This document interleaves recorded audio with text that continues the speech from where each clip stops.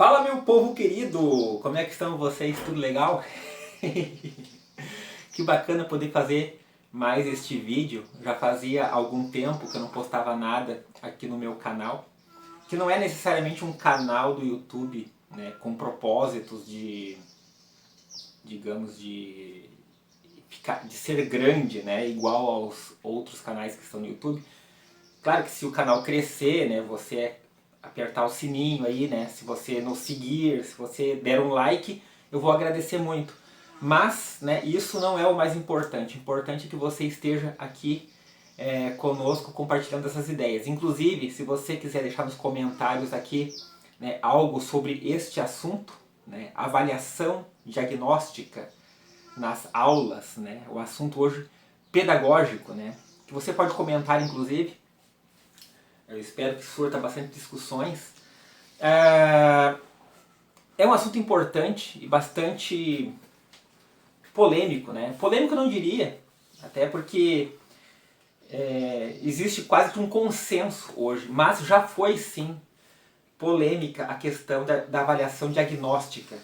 Porque existe, né, caso você não seja professor, não esteja inteirado do assunto, existe uma discussão muito grande já há algum tempo sobre esse desequilíbrio que existia, e ainda existe, né, ainda persiste, da chamada escola tradicional, o método tradicional de ensino, né, e os métodos mais inovadores, que está de acordo com a maioria dos teóricos da educação. Né? Os teóricos da educação, pessoal, para quem não sabe, são aquelas pessoas que estudam, que se preocupam em desenvolver métodos a partir de estudos feitos em salas de aula ou em escolas, estudos de casos dentro dessa ciência que é a pedagogia.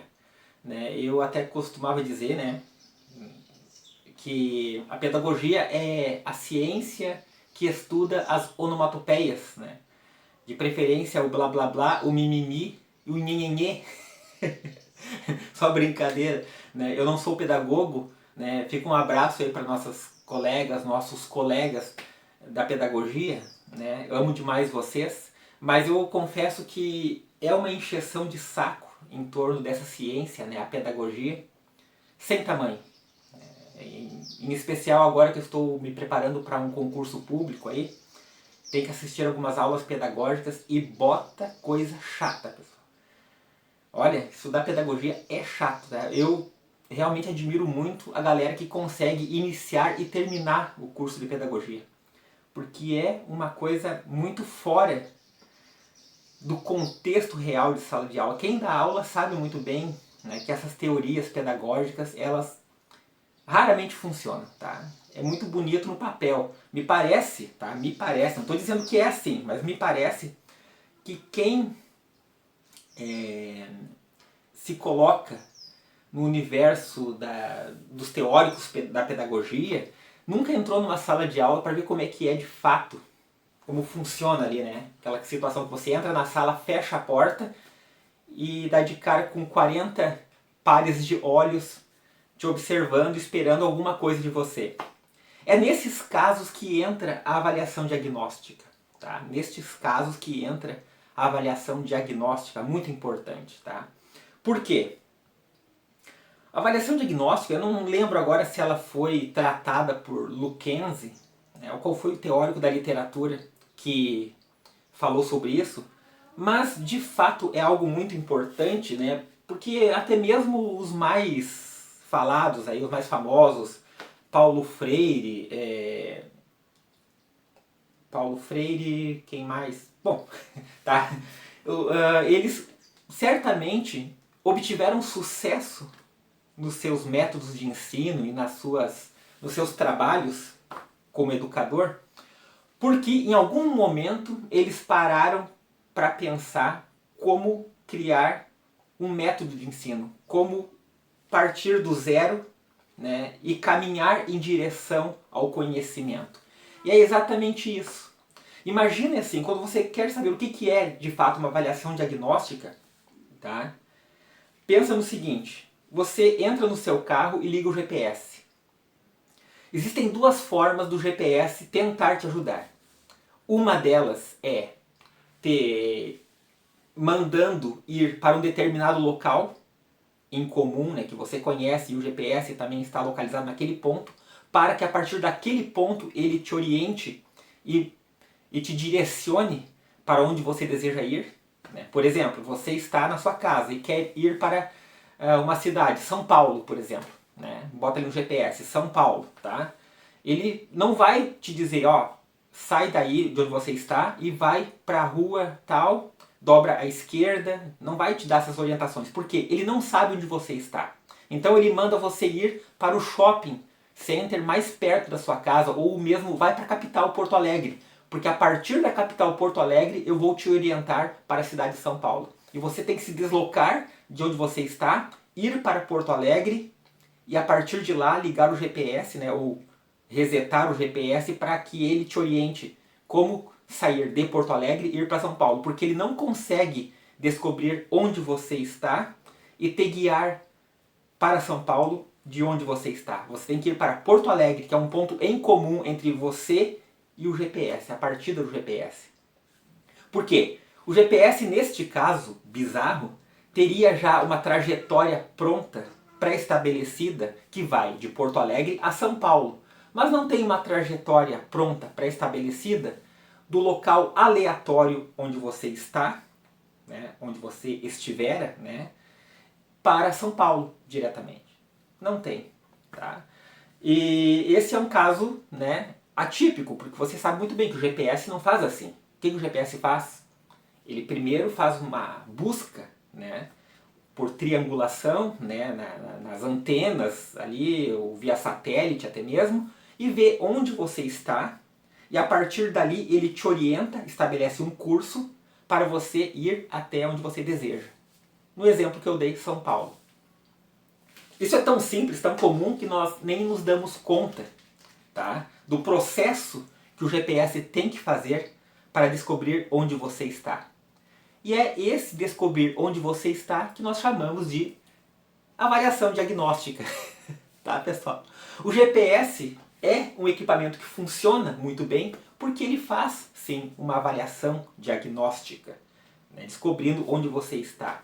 E é muito interessante essa comparação de GPS, de percurso ou de curso, porque a palavra curso, gente, ela tem, né, em um de seus significados, a ideia de trajetória. Basta ver que até o próprio novo ensino médio, né, que tanto está se falando, né, gerando tantas opiniões diversificadas. Bom, o novo ensino médio fala em algo parecido com trilhas que o aluno escolhe, não é assim? O aluno não escolhe a trilha que ele quer seguir, ou não escolhe o percurso que ele quer seguir, o caminho. Tem uma coisa assim, uma analogia aí. E está muito certo. Só que isso não é novo. Né? O novo ensino médio não utiliza de fato alguma coisa nova. Por quê? A palavra curso já existe há muito tempo, né, na língua portuguesa, e está ali para ser usada. Só que simplesmente os teóricos, os pedagógicos, não quiseram utilizar uma palavra que já existe, por talvez tratar-se de algo tradicional, e o tradicional é sempre ruim, tem que inovar, né? Nem que seja para algo pior, mas tem que inovar. E botaram ali, não, vamos chamar de curso, porque curso já existe, é tradicional, vamos chamar de trilha. Essas imbecilidades, tá, que eu não entendo. Gente, curso sempre existiu. Mas não é a mesma coisa, Leandro. Você vai falar pra mim que não é a mesma coisa. Entendeu? Eu dou aula desde os 16 anos. Gente, vai ensinar. Eu dou aula desse negócio aqui desde os 16 anos de idade, tá? Eu fui começar a estudar letras e entrar no mundinho de vocês da pedagogia com 23 anos, mas eu já dava aula disso aqui, ó. Tá?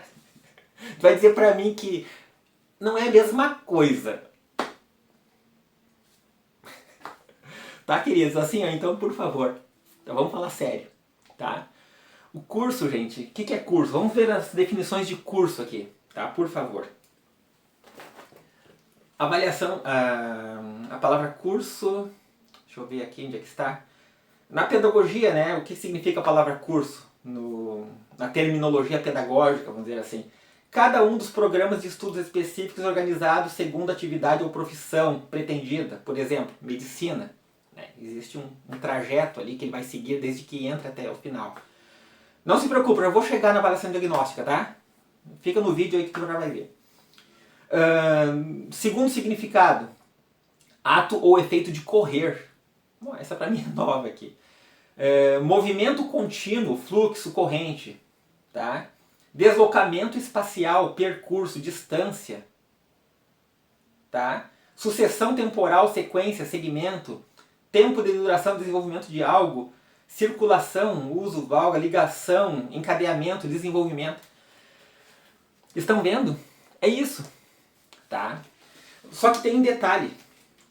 O curso só funciona e só pode ser estabelecido após haver a tal avaliação diagnóstica. Porque tu não sabe onde é que a criatura está.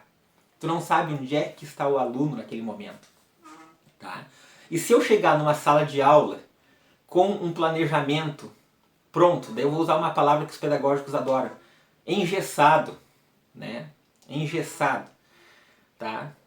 Ele vai te dar problemas. É um tiro no pé, muitas vezes, o planejamento, sabia?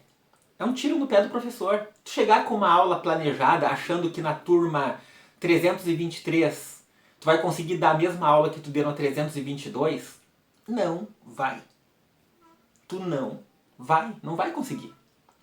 As turmas são diferentes, queridos. As cabeças são diferentes. As pessoas que estão na turma 323 são de um jeito, pensam de uma maneira.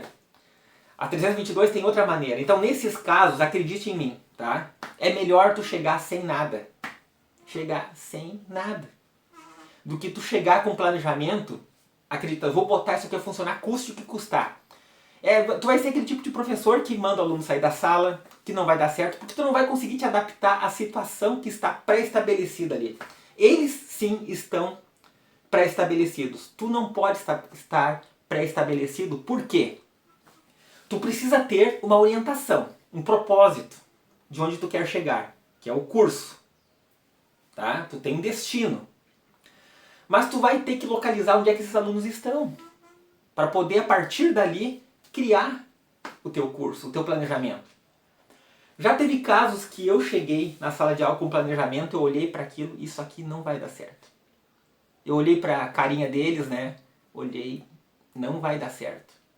O que eu fiz? Eu pensei, olhei para o quadro, antes de botar a data, eu fiz uma loucura. Eu peguei a cadeira, gente, puxei, sentei na cadeira na frente deles, assim. Não foi a cadeira, foi a classe. Acho que até foi a classe. Sentei na classe, adoro sentar na classe. E perguntei, pessoal, só um pouquinho, o que vocês querem saber hoje? Cheguei a me engasgar. O que vocês querem saber hoje? Ah, como assim, senhor? Como assim, senhor? Sim, de língua portuguesa, gente. O que vocês querem saber? Qual é a dúvida de vocês? Um levantou a mão. Ah, senhor, eu não sei o uso dos porquês. Outro levantou a mão. Ah, senhor, eu não sei fazer redação. Ensina a gente a fazer redação por Enem. Começaram a falar um monte de coisa, assuntos aleatórios. O que você acha que aconteceu? Ali começou, né? As ideias surgirem ali e eu comecei a criar um novo planejamento que não tinha nada a ver com aquilo que eu tinha preparado para dar em aula para eles. E a aula fluiu muito bem, gente. Acreditem, os alunos que estavam ali predispostos a não assistir uma aula, foi interessante. Por quê? Porque eu me propus a dar o que eles queriam. Às vezes eu comparo também, nessas tantas comparações que eu faço, né, GPS, tantas outras coisas que o professor pode ser, dentre elas o professor também é um garçom. Sabia?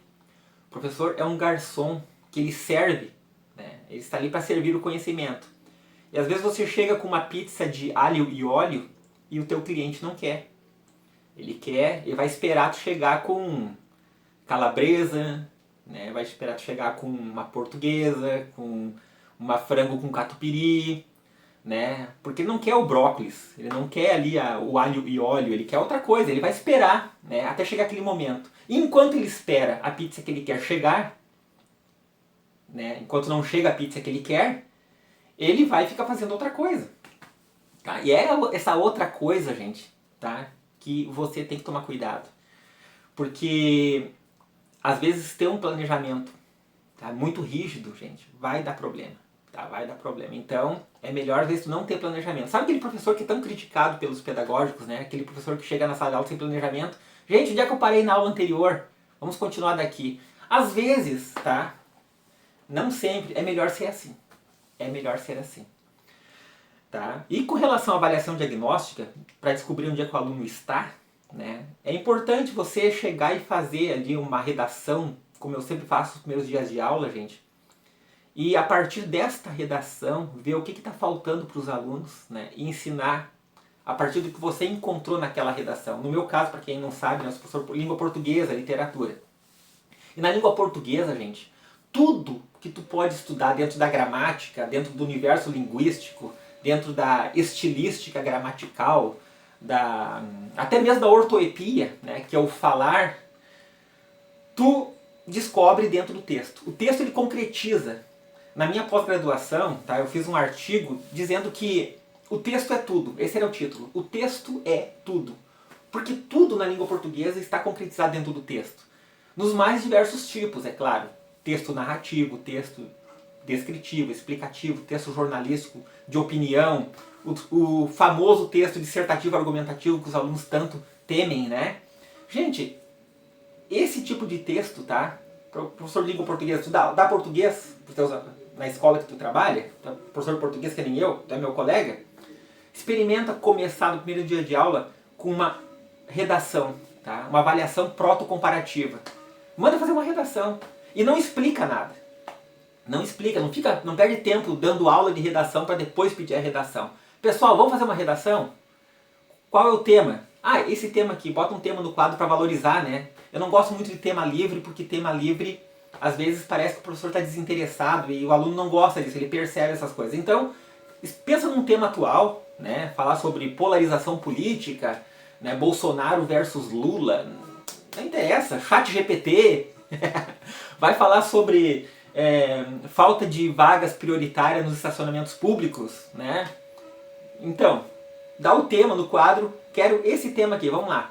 Por quê? Daí tu vai saber também se o aluno tem dificuldade de se deter a um tema específico, né, na hora de fazer a redação, e tu vai avaliar isso também. Tá? E manda fazer a redação, não explica nada.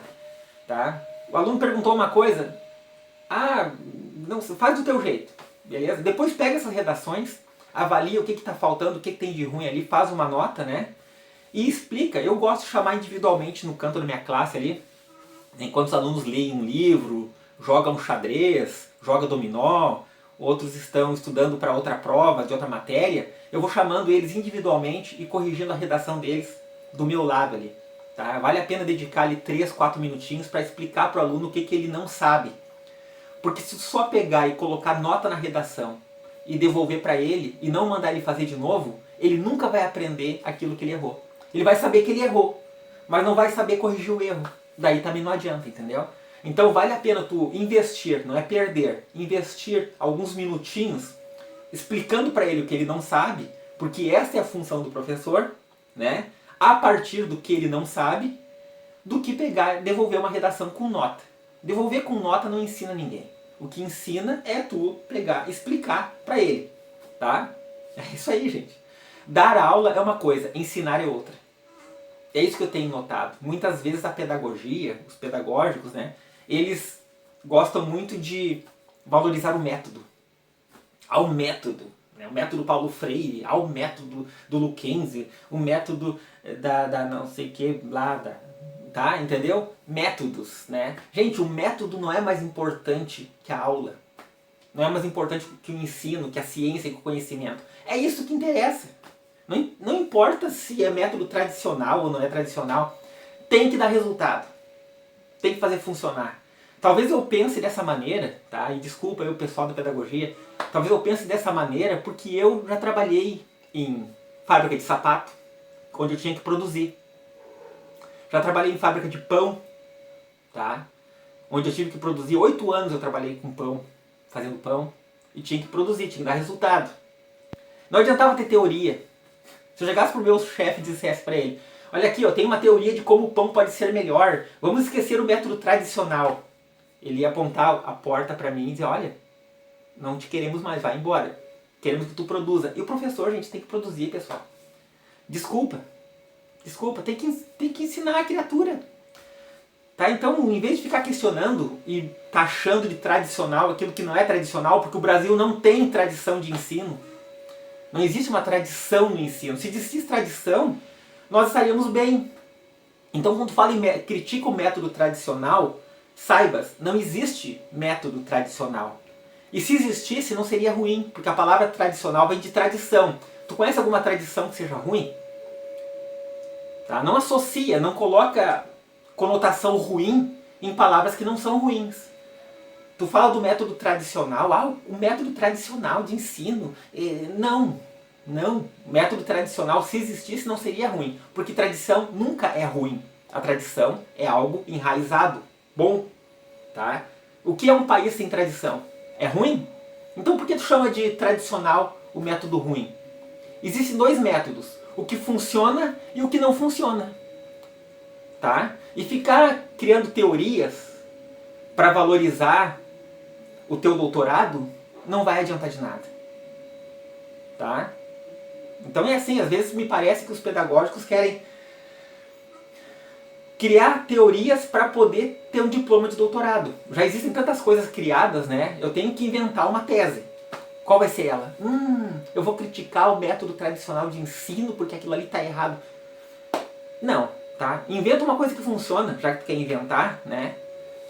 Registra patente de uma outra coisa, mas não vai criticar aquilo que tu não conhece, pelo amor de Deus, tá? E outra coisa, eu nunca assisti uma aula de um curso de pedagogia, talvez exista, tá? Mas nunca assisti um professor de pedagogia dando uma palestra que botasse em prática aquilo que não botasse em prática aquilo que ele critica, que é justamente uma aula ruim, tá? Ensinam a dar uma aula boa, né? Porque a aula tem que ser boa, a aula tem que ser atrativa para os alunos, só que não faz uma aula atrativa. Tá entendendo?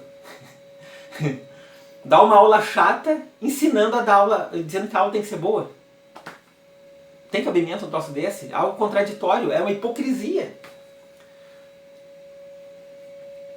Tá? Desculpa, pessoal, desculpa, mas é um desabafo que eu tô fazendo aqui porque é isso aí, tá? Gente, em vez de ficar planejando e tentando engessar as coisas e tentar, tá? Avalia, pensa, faz que nem o GPS, vê onde é que teu aluno tá e faz o curso dele a partir dali. Tá? A partir dali. Fica a dica. Beijo!